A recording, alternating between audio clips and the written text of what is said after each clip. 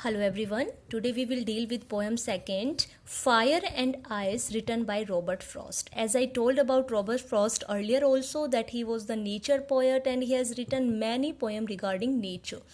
Now in this poem he is telling how our world will end, what will happen to our world and what are the problems that we human beings are creating here. So he is using two symbols here, fire and ice. Let's have an idea of this poem.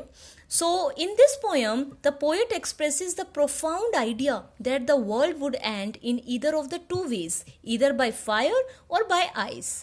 One group is of the opinion that someday the earth's core will get so heated up that it would lead to fire destroying the earth's surface. On the other hand, the second group says that if the temperature goes down to an extent that makes life on earth impossible, it would have the same catastrophic effect, that is ice. So why he is taking these two symbols here, fire and ice? Let's start the poem. Some say the world will end in fire. Some say it means this is not Robert Frost's idea. This is the idea of some people, another people. He is just telling us what people are thinking. Some say the world will end in fire. Some say in ice. Here, fire. Fire is the symbol of desire. Fire is the symbol of desire and ice is the symbol of hatred. So here, what does fire means? Fire means desires. As we human beings have become very ambitious nowadays. We are having many desires. And ice is cold-hearted, hatred for each other. So these two are, sufficient enough to destroy the world. So some say, means some people are having this opinion that the world will end in fire.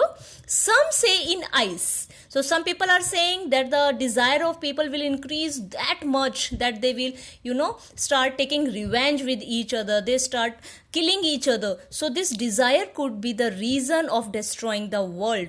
And some says no, people are having that much hatred. People are that much cold-hearted. They are not having any emotional touch with anyone. So this ice, this hatred will end the world. So these are the two different opinions by the different people. Some are in the favor of fire and some are in the favor of ice. From what I have tasted of desire, I have means Robert Frost. Now, this is the opinion of Robert Frost. From what I have tasted to know of desire. As much as I know about this desire or the fire, I hold with those who favor fire. So he says, Robert Frost says that as much as I have tasted, I know about this desire, this ambitions, this getting so many things in life, this fire in human beings, as much as I have observed, I am in favor of those people who says that the world will end in fire. So in the first extract, Robert Frost is in the favor of fire.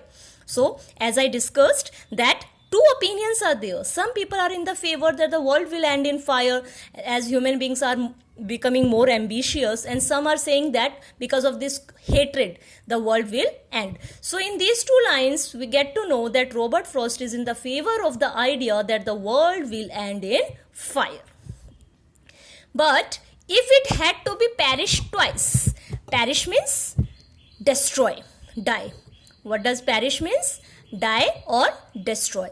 But if it is world, what does it means here? World. But if it had to perish twice, it means if the world has to be perished twice, I think I know enough of hate. This hate is also at the equal amount of desire. It means this both desire and hatred both are increasing at a same level among human beings. So we can't say that either the world will end in desire or it will end in hate. To say that for destruction, ice is also great. So poet is saying that in the first extract he is in the favor of fire, but now he is saying if the world has to be perished twice, then this ice will also be of great destruction. To say that for destruction ice is also great and it would suffice. Suffice is sufficient. It means this hatred this ice is also at the same amount among the human beings that it can also destroy the world.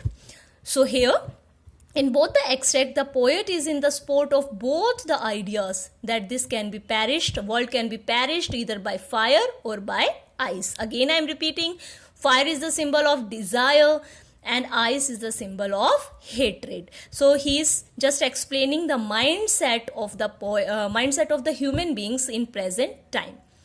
Now come to the rhyme scheme. I have written also this.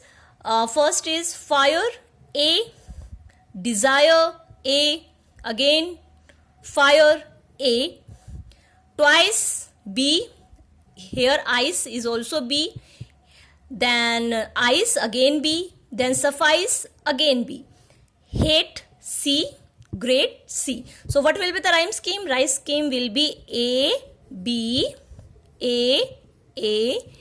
B, C, B, C, B. It will be like this.